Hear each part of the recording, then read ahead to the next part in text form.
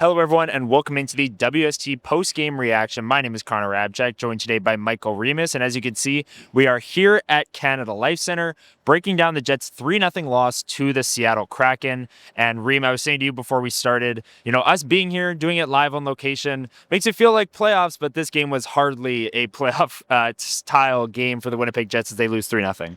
Yeah, the Winnipeg Jets coming in on a 5-game win streak, and the Seattle Kraken coming in at the end of their 6-game road trip. And, for the Winnipeg Jets, it looked at times they were the ones at the end of the 6-game road trip. Kyle Connor referenced in his post-game comments, moving slow, didn't have their feet moving. Jets had a push at the end. You thought maybe they would tie it up similar to how they tied it up in their last meeting here in Winnipeg in January. But it wasn't the case. Joey Daccord with the shutout, and the Winnipeg Jets' first loss in, their 5-game losing streak snapped. Yes. And coming into the game, there was a question of whether or not Morgan Barron was going to play. He ended up playing, and I thought actually was one of the better Jets on tonight's game. We'll get to that a little bit later on. We do have segments, Hardest Working Jet and our Standout Stat of the Game, so stay tuned for that. But what did you think was maybe the main reason the Jets lost this game and Seattle was so effective in shutting down the Jets, Remo? Felt like they, for the first couple periods, a lot of shots from the outside. Yeah. They had a couple chances. I'm thinking of the crossbar one that went straight down. And, Gabe Vilardi's just there a couple times, just not strong on his stick. And Seattle's poking the puck away. Seattle was pretty good. They were pesky. They played a little physical. The Jets really didn't have that push. They didn't have that sense of urgency until the third period, I thought, and it was too little too late. Yeah, and that first period ended up 0-0, but that chance, right as really time expired, Mark Scheifele with a shot from the point, deflects off of Josh Morrissey and off the crossbar, and Gabe Vilardi, the puck is sitting there, right there. He still hasn't scored a goal this year, and I'm not sure if there was a play on his stick, and he kind of got tied up, but that would have been so nice and a great moment for the Jets' top-line right winger, Gabe Vilardi, to get his first of the season, but he whiffs on it, and Seattle clears that puck, and really at the end of the game, that play looms large, because the Jets, going up 1-0. I thought they did a good job defensively on Seattle, and Seattle obviously with 2 empty net goals. So that would have changed the trajectory of the game. And Gabe Vilardi still hunting for his first goal of the season. The power play tonight, Remo, also ineffective at times. You saw the second unit start one because the Scheifele line drew the penalty. What did you think of the power play? It's been kind of up and down so far this season. The penalty kill has been elite.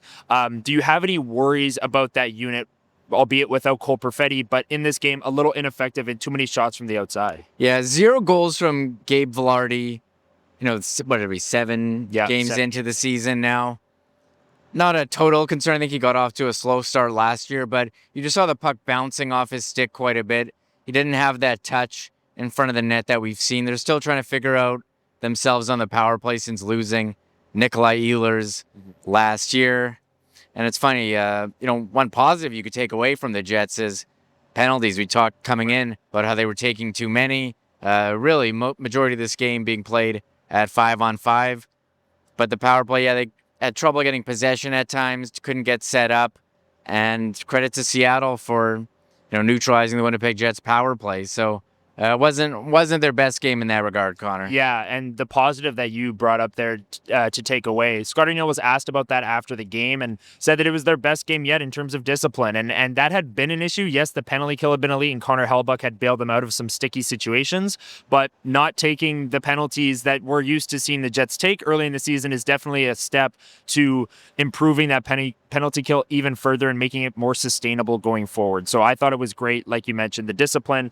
I'm curious because I had in my notes here a few times in the first, second, and even the third period that I felt the Jets were generating, but every time I felt that, you saw Connor and Scheifele and Vilardi and Morrissey on the ice and not really anyone else. What did you think of kind of the bottom 9 forward core for the Jets in this game? Because I felt like when the top line was out there, they were generating, they were creating a little bit, and then when everyone else was out there, not much was happening. And that was my big concern for the Winnipeg Jets coming into this year. You look at the top line, Mark Scheifele, Kyle Connor, elite scores among the NHL's best in points.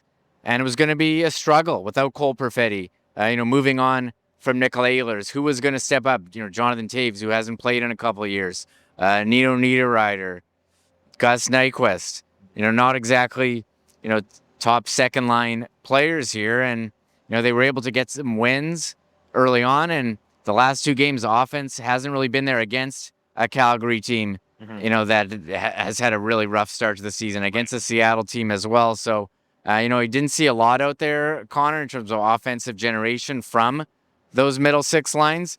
I saw a bit from Morgan Barron. I thought he had a pretty good game for a guy who was day-to-day and missed practice yesterday. We really didn't hear what was going on with him, but I think that's going to be a thing until they get Adam Lowry back, until they get Cole Perfetti back. Who else is going to provide the offense on this team if it's not going to be Connor and Scheifele with Gabe Vilardi on that top line? Yeah, and the Jets will get another crack at the Calgary Flames tomorrow night, coming off of the 2-1 win they had against them Monday. Calgary lost in overtime on Wednesday night to Montreal, and they're really struggling right now. So hopefully the Jets' bottom 9 can get going. I don't want to just single out one player, but I do want to ask you specifically about Gustav Nyquist. This was a player signed to a 1-year, $3.25 million deal in the offseason. We're through 7 games now. Jonathan Toews has a goal. Nyquist doesn't yet. Do you think there's a little bit more upside there that we haven't seen yet from Nyquist? Maybe, yeah. Maybe this is what it is. This is what it is. I mean, he's an older player.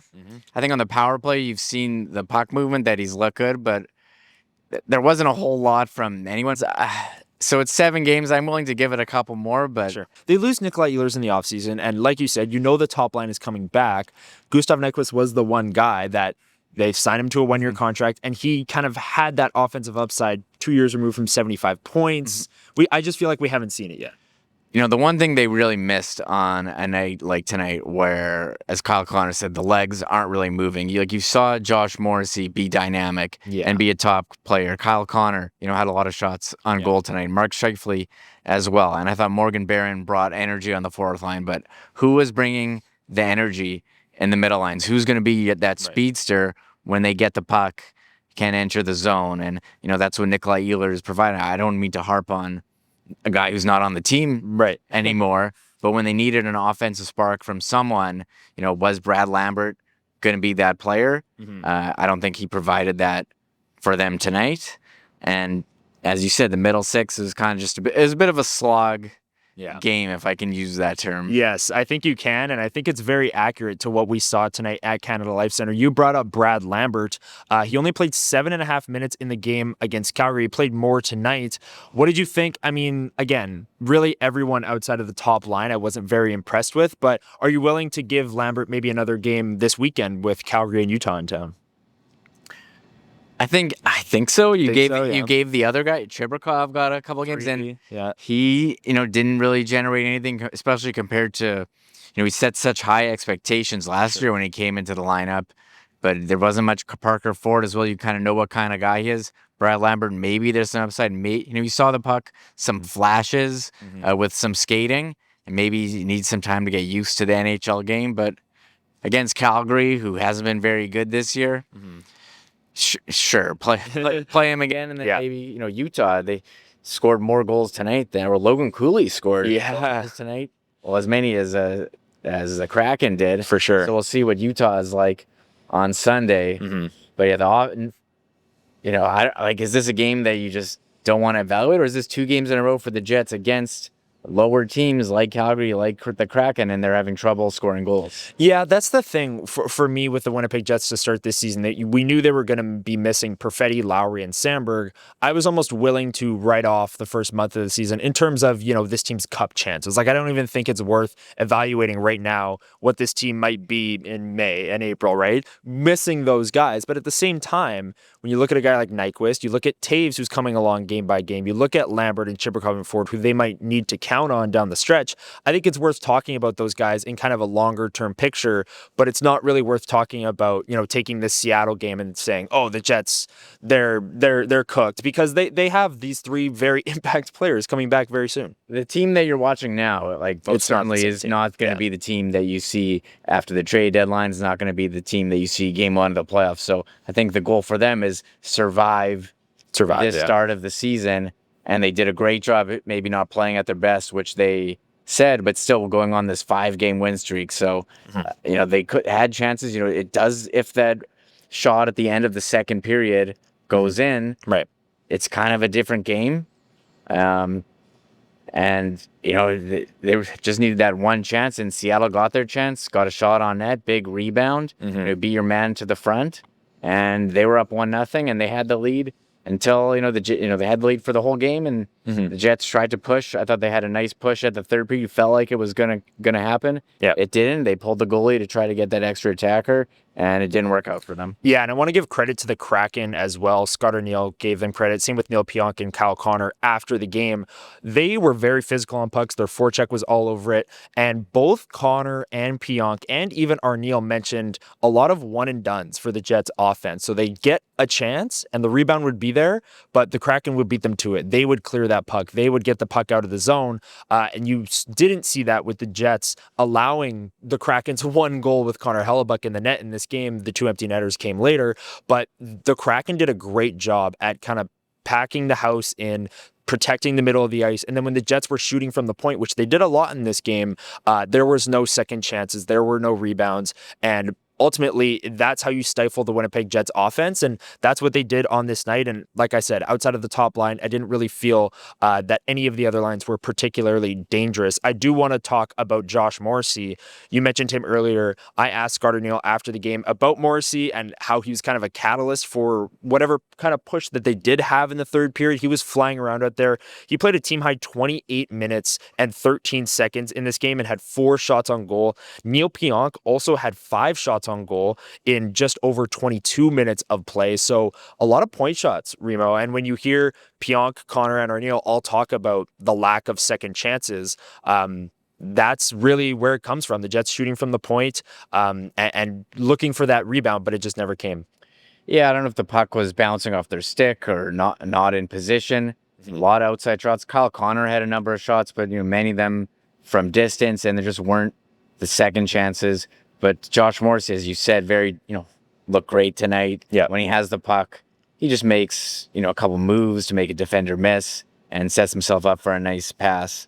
Didn't result in a goal tonight, but it was a great game for Josh Morrissey. I did see what Mike McIntyre note on X, formerly known as Twitter, that Team Canada GM Doug Armstrong in the building tonight, no doubt taking a look at Josh Morrissey, probably Mark Scheifele as well. Yes, probably. And last year, I remember Mark Scheifele was not selected, and then they played the Bruins shortly after. Their GM was the GM of Team Canada last year, and that was Mark Scheifele had a great game that night. Maybe not the same tonight. Josh Morrissey was fantastic. Mark Scheifele, like I said, top line generated a ton, but no goals for the Winnipeg Jets as they got shut out 3-0 at home against the Seattle Kraken. Let's get to our segments, Remis. We've talked enough about this shutout game. Who's your hardest working Jet from this game? This is kind of our hard hat award, unsung hero, or it can be your player of the game, whatever you want. Let us know in the comments down below who your hardest working Jet of the game was. Remis, who was yours? Yeah, no doubt for me, it was Morgan Barron. It seemed, when they needed those bottom 3 lines to have some energy, he was bringing it all night, playing the body. Yeah. He was flying with his speed. Didn't result in a goal. They had some chances, but I really like Morgan Barron's game tonight, so he gets my hard hat for hardest working Jet. Nice. That's a good pick. He was definitely on my short list. I'm going to go with Josh Morrissey. I just raved about him, how he was, the Jets' best player in that third period in terms of generating offense and getting shots through from the point. Like I said, 4 shots on goal for him over 28 minutes. He played a ton in this game. The kind of victim, if you will, of Morrissey playing so much was Luke Shen. He only played 9 minutes of time on ice in this game. So Morrissey getting double shifted, triple shifted in the third period. And it was great because he was skating smoothly, generating a ton, keeping pucks in, laying some big hits. He was doing it all for the Jets. So I'm going to give Josh Morrissey my hardest working Jet for tonight's game, the loss to the Seattle Kraken. Do you have a standout stat of the game, Remo? Well, this isn't a standout stat, but we do have to mention, I think the loudest pop from the crowd of the game was when Big Stan, Logan Stanley, the toe drag. Had that toe drag in the third period, brought the crowd to its feet. Yes. You thought they were going to have a chance. Pearson and Koepke making some nice plays to keep the puck in. That was the loudest pop. Yes. Of the crowd, the Big Stan dangle. As far as standout stats, I might have to pull my phone. I can go for mine. You go. I'll go for mine. You go for my standout stat of the game is 9 combined shots for Neil Pionk and Josh Morrissey in this game. Morrissey had 4, Neil Pionk had 5, and I think it really tells the story of this game. I brought it up earlier. Scott O'Neill brought it up. So did Connor and Pionk after the game. there were no second chances for the Winnipeg Jets. And I asked Gardner Neal, when that is what the other team is trying to accomplish, are you putting more of an emphasis on taking shots from the point? And he said, yeah, you're trying to get pucks through. You're trying to get pucks to the middle of the ice, but they're packing the house. And I thought Morrissey and Pionk did do a really good job of getting pucks through from the point. So I'll go with them. 9 combined shots, a lot of shots from the outside in this game for the Winnipeg Jets, but Seattle was making it tough. And Lane Lambert, head coach for the Seattle Kraken, had his team ready to go with a good game plan on this night. So a lot of shots from the outside, 9 combined shots for Pionk and Morrissey, the 2-time on ice leaders on defense for the Winnipeg Jets. That's my standout stat of the game. I think it really tells the story of this one. What do you got there, Remo? Sure. Power play 0 for 3. I could go with that, but how about this one? We haven't really talked about this guy all game. Connor Hellebuyck, 25 saves on 26 shots against, and the guy's just been solid. He has all year. He's been excellent. He's helped them in a number of their wins. You know what you're getting back from, zero concern. And how many teams in the NHL out there, you hear have goalie concerns of flip-flopping goalies. You kind of set it and forget it here in Winnipeg, and he's signed for what? Is it 7 more years? 6 more years. I think it kicked in last year. Okay, yeah, 6 more with Scheifele at this point. So you're not gonna have to worry for a while if you're a Jets fan. So enjoy the Connor Hellebuyck show while you can. He's pretty solid tonight. Yeah, and I do echo that with Connor Hellebuyck. Scarino after the game said that the second period was maybe the worst for the Jets. He said that they felt as a team that they were too loose, giving up too many chances in that period, and this game could have really gotten out of hand if Connor Hellebuyck wasn't Connor Hellebuyck doing what he does, MVP level of play. He was named second star of the game. Joey Daccord as well, 32 saves, shutout for Seattle. We talk a lot about, there being no second chances. A lot of the chances that the Jets did have, he swallowed up, and there were no rebounds. So, and then when there was a rebound, Seattle was able to clear it as well. So, great game from the goaltenders. Joey Daccord is a, younger and rising goaltender in the NHL, just signed a long-term extension with Seattle as well. So he's fun to watch. He's having a great year so far. And Connor Hellebuyck doing what he does best, keeping the Jets in this one. He kept the Jets in the Calgary game as well, long enough for them to come back in that one with the Taves goal and the Scheifele goal, but the Jets couldn't muster up a goal for Connor Hellebuyck. Tonight, we're expecting Eric Comrie tomorrow when the Jets take on the Calgary Flames. Let's transition to tomorrow, Remis. What will you be watching for as the Jets, who had their 5-game winning streak snapped tonight, get right back at it right here at Canada Life Center? What are you watching for, and what do the Jets need to do to get back in the win column? Yeah, I'm going back to Kyle Connor's comments. I know referenced them a couple times, but he talked about moving quicker, moving with speed, not trying to force those cross-ice passes. And it just felt like they were slow, floating around at times. You want to see them get back to their fast-paced style of game, not just from that top line, from all the lines. And Calgary, they lost in overtime on Wednesday to Montreal. Hasn't gone well for them to start the season. But there is a team also that has had trouble scoring goals as well. Dustin Wolf saying post-game that he's trying to stop all the pucks. He can't play he can't play offense. So look, he's had a great season last year. The Jets did beat Calgary earlier this week. I'm sure it's going to be a bit of a tougher test. Calgary, they're pissed off. They keep losing. But the Jets, I think playing with speed is going to be key for them. It just felt like they were going for an afternoon jog at times. Yes, and you used the word a slog earlier. That's definitely it works though. It works for what this game. It just wasn't. Maybe because the last time we did this standing here, we had the white towels everywhere. This did not have that. No, it did not. But I will kind of agree with you on tomorrow's game in terms of Calgary's 1-6-1 now, I believe is their record. If you want to double check that, I know they've only won 1 game so far, but this early in the season, when a team is struggling that much and maybe had expectations of being a fringe playoff team, they're going to come out hot and looking to get back at the Winnipeg Jets, who the Calgary Flames felt they played a good game Monday night, and the Jets stole one from them, scoring 2 goals late. They're going to try and get back at them right here at Canada Life Center. Again, expecting Eric Comrie to start. We'll see if there are any lineup changes for tomorrow, but I'm going to be watching the bottom 9. I brought it up earlier as a concern in this game in terms of not generating. When the Scheifele line's out there, you know that they're going to generate offense. Who else in the bottom 9 can get the offense rolling for the Winnipeg Jets and chip in some secondary scoring? Because I think they'll need it. Maybe not against Calgary, but against the Utah Mammoths. So this has been the WST post-game reaction. I'm Connor Hrabchak. He's Michael Remis. Thanks for watching. Hit the like button down below, and we will see you tomorrow night